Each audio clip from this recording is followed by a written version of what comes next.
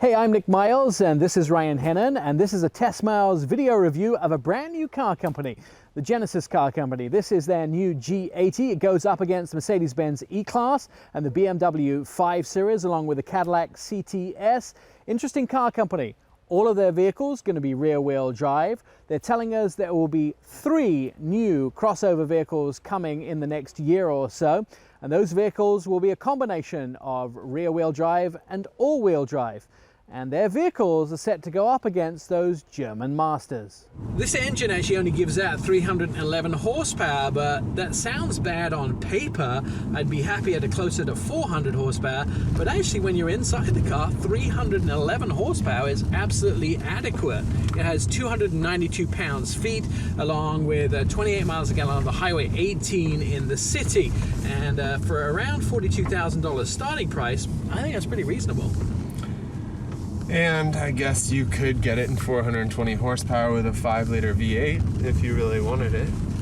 That's also available with 383 pounds-foot of torque. I mean, that's an option. You know, Hyundai is a racing brand, so I hear they got them big engines. They is? They is. Now this vehicle does come in all-wheel drive, which they call high track, and it's rear-wheel drive bias. You can get that 3.8-litre V6 or the 5-litre V8 in the vehicle. I actually am happy with the 3.8-litre. I think it's quite adequate, and I'm not pushed to step up to the 5-litre. However, it's always the case that once you've driven the bigger engine, you always want the bigger engine. Exactly. A couple standard features we have are the rain sensing wipers, and then we have our premium materials like this beautiful wood. It's almost like it's out of maybe a Lexus or not quite the highest end Rolls Royce kind of real book matched wood, but it's definitely a real nice feeling. And the leather is really soft and heated and cooled front seats. We got heated rear back seats in this model. I mean, we have quite a few options that you can really load this thing up and make it quite plush. One of the things I'll tell you about these seats is that they look very nice. They look very sort of Japanese, very Asian, but a little uncomfortable for me. The side bolsters, I don't seem to be able to sit quite back in the seats. It's not that comfortable. Now, I have a fairly broad shoulder.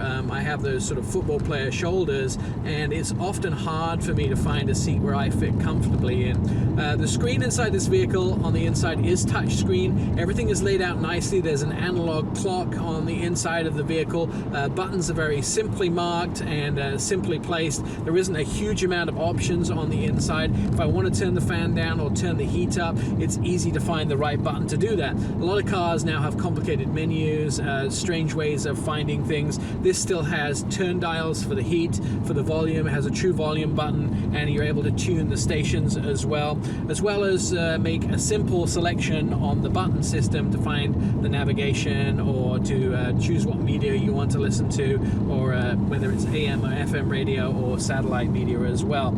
It also has the intelligent drive modes, so you can change the drive mode of the vehicle. You want to have a little more sporty driving. I love driving with my dad because he loves to put it into sport, and at 75 years old, pretend he's a real boy racer.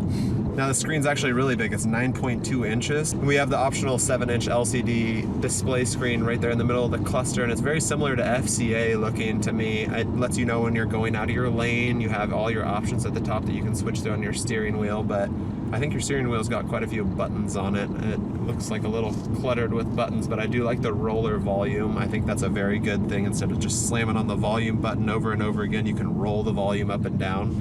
And then also with that volume comes the Lexicon sound system, and it comes in a couple different options. The one that we have right now is the 14-speaker Lexicon sound system. We have USB and auxiliary ports as well. One of the things it tells me when you have a CD player in here is that this is catering to a slightly older audience because they still use CDs. Now, one of the things that has to come standard in all these vehicles now is all the safety systems. As the masses of vehicles get lighter, as we use more high-strengthened steel, as we use more aluminum in vehicles, physics means that these vehicles are not technically as safe because of their reduction in mass as before. So to offset that, everybody's including massive amounts of electronic safety systems. And now Ryan, in his America's best schoolboy outfit will tell you what is in the safety systems. We have lane keep assist, smart cruise control, blind spot detect, emergency auto braking, high beam assist, and we have our pre-tensioning seat belts that tighten on impact, as well as 9 airbags. And when Ryan's in the car, that's 10 airbags. So instead of the kick like Ford has and Chevy has the kick underneath the back door, I was actually standing in the trunk for longer than 3 seconds a couple times, and I thought I hit the trunk button. But if you stand in the back for 3 seconds, it's a hands-free trunk opening system. So you walk up with your groceries in your hands, you got your key in your pocket, and you can't open the trunk. Well, you stand there for 3 seconds, and the trunk will open for you, and you can put your groceries in. Which is something that I don't actually like. I prefer to be able to wave my foot under it, because if you stand or you walk behind the car and you have a chat with a neighbor as you're leaving, the trunk's open and they can see all the things you have in your trunk you didn't want your neighbors to know about. Exactly. Right, on the outside you get to choose between 8 exterior colors in this vehicle.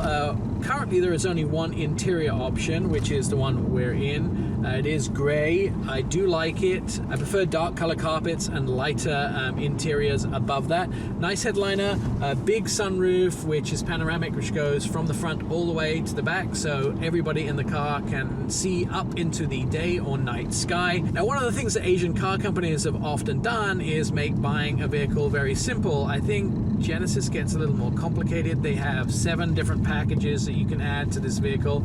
Usually it's 3 maximum in an Asian car company, but 7 different packages you can add to the vehicle, which gives you options, but at the same time makes buying a little more complicated. And you really have to go through them. I encourage you to go through them if you're interested in this vehicle and check what each one has and offers, because some of them only offer a different wheel choice, and then other ones offer touchscreen, backup camera, like the whole 9 yards. So I mean, you really have to go through it and fine tune exactly what you want in your G80. So where does the new Genesis car company sit? I think that they weren't doing as well with the Equus and the Genesis brand as they thought. Hyundai had mentioned for many years about separating off Genesis and making it a separate brand. I'm not sure it's the best idea.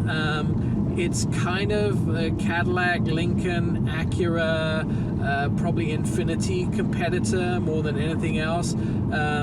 That space is premium, but it's not necessarily luxury car companies.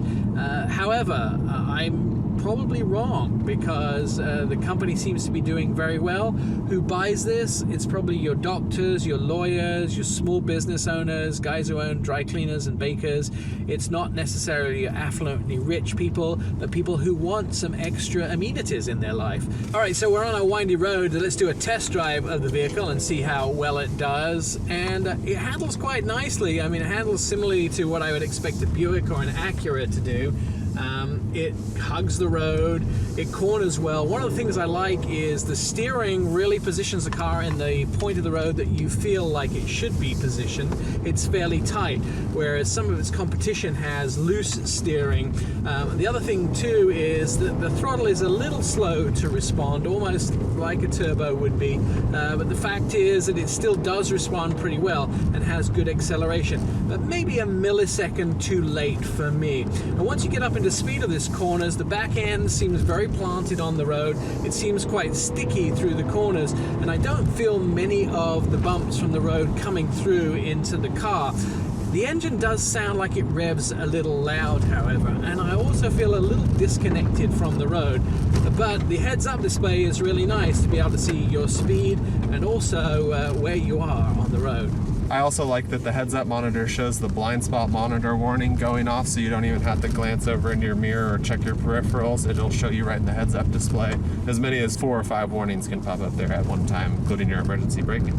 Now the G90, which was the Equus, I wasn't a huge fan of, but I'm more of a fan of this G80. It seems to be a more manageable size and a more reasonable price. Well, thanks for watching our videos. You can see more videos at testmiles.com. You can also visit our autoexpert.com. We have Facebook, Twitter, or as I like to call it, Twattage, and Instagram accounts.